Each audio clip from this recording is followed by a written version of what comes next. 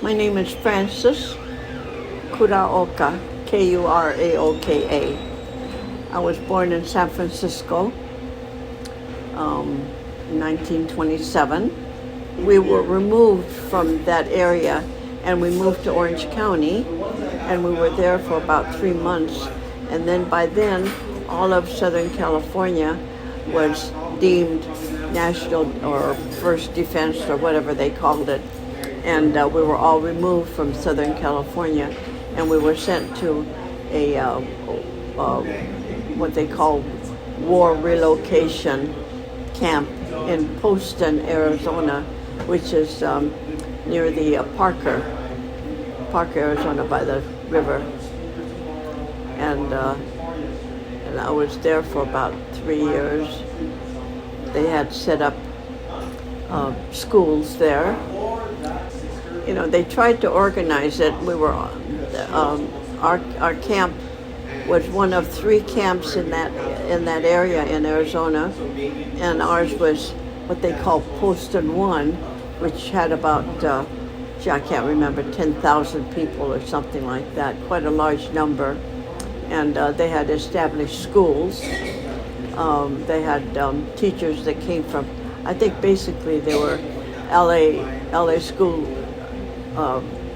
Unified School District instructors that came to the camps. And I think they were probably concerned about revolting or, some action. But surprisingly, for the numbers of people that were in the camps at that time, it was a very critical area, time-wise.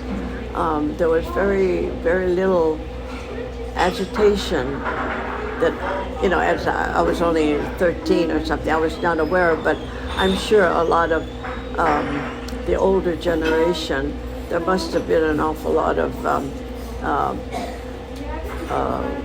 civil rights movement, but time-wise,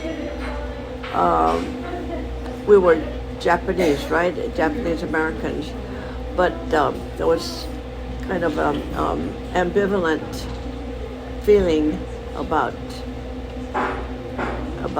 loyalty and all of that. Yeah, it was hard to be all American, when we were all shoved into these camps with. I don't know if you've seen pictures of the camp days, yeah, and the general Japanese population in Southern California were quite entrepreneurs.